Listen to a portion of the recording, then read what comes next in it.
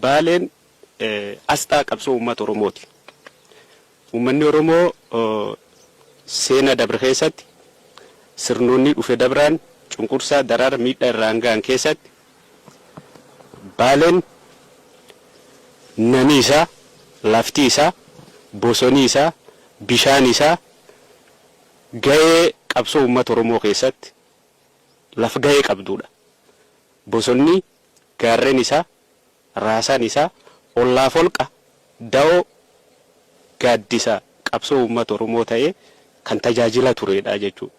Iskoo fodontaa'in Baalee gaafedhaan gootummaatti sammuu tokkoon kennaa keessa dhufa. Maddi goototaati. Kan akka Jeneraal Waaqoo Guutuu, kan akka Jeneraal Hussein Bunee, kan akka Koloneel Aliyyi Cirrii, kan akka Daadhii Tarree warra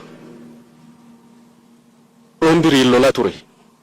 Ka aarsaa wareegam hedduu kaffalanii daangaa keenya lafa keenya uummata keenya tiksanii har'asiin nu ga'ani.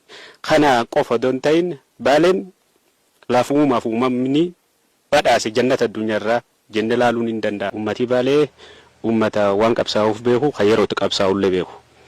Kanaaf bu'aa qabsoo kalee har'aa argatee jira. Isa immoo kunuunfatee tikfachaa jiraadha jechuudha.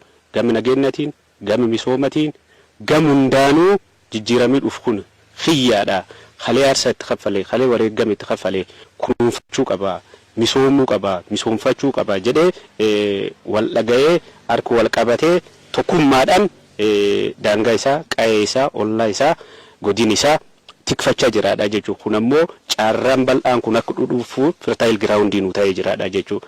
Kanaaf carraa kanaan uummata Baalee galateeffachuun barbaada.